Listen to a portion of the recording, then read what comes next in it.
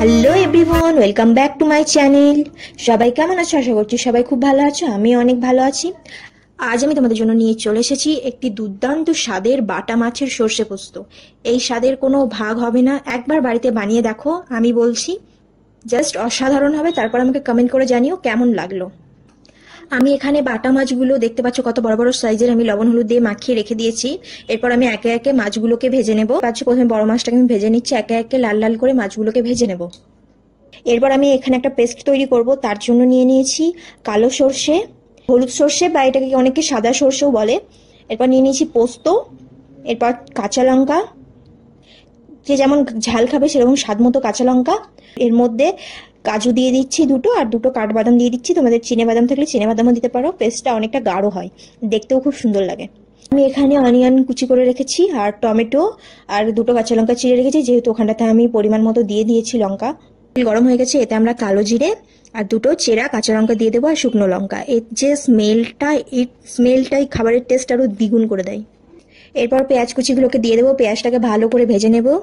স্বাদ মতো চিনি দেবো, চিনি দিলে পেঁয়াজের কালারটা বেশ হালকা ব্রাউন ব্রাউন আসে, দেখতে ভালো লাগে। এরপর আমি টমেটো দিয়ে দিয়েছি, টমেটোটাকে ভালো করে একটু নেড়ে নেবো, কাঁচা গন্ধটা তাহলে চলে যাবে। টমেটো আর পেঁয়াজটাকে ভালো করে কষে নেবো, অল্প একটু করে জল দেবো, দিয়ে বেশ একটু গ্রেভি গ্রেভি টাইপের রাখবো। আমার হয়ে পরিমাণ মতো লবণ, হলুদ, চিনি তো আগেই দিয়ে দিয়েছিলাম।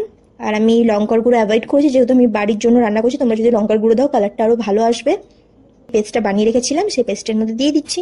ভালো করে পেস্টটাকে কষিয়ে নেব কিছুক্ষণ, 5 মিনিট মতো। এরপর এতে পোস্ট অল্প সামান্য আমি একটু চাট মশলা ইউজ করেছি, সেটা আমার ঘরে বানানো স্পেশাল চাট মশলা।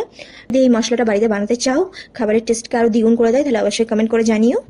দেখো ঝোলটা ফুটে এসেছে।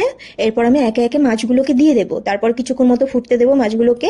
একটা কিউট সাবস্ক্রাইবার যে আমাকে আমার প্রতিটা ভিডিওতে কমেন্ট করে, সে আমাকে জিজ্ঞাসা করেছে যে আমি শ্রাবণ মাসে সোমবার করি কিনা। হ্যাঁ, আমি আগের বছর করেছিলাম, এই প্রথম সোমবার শ্রাবণ মাসে। আমি একটু বাইরে ছিলাম তাই আর কি করতে পারিনি, তবে চেষ্টা করব নেক্সট শ্রাবণ মাসে সোমবার করার। তবে সেইভাবে করি না আমি জাস্ট এমনি যেরকম ঘরের পুজো করে সেইভাবে পুজো করার পর আমি নিরামিষ ভাত খেয়ে নিই। তো দেখো, উঠে যাওয়ার পর আমি কিছুক্ষণ ঢাকা দিয়ে রেখেছিলাম, আর ওপর দিয়ে হালকা একটু তেল ছিটিয়ে দিয়েছিলাম। তো আমার রেসিপি একদম রেডি। তোমরাও চটপট বাড়িতে বানিয়ে ফেলো, আর ভালো লাগলে অবশ্যই কমেন্ট করে জানাও, আর চ্যানেলটিকে অবশ্যই সাবস্ক্রাইব করে দিও। Tata bye. এইটুকুই, দেখা হচ্ছে নতুন একটা ভিডিওর সঙ্গে। Tata bye.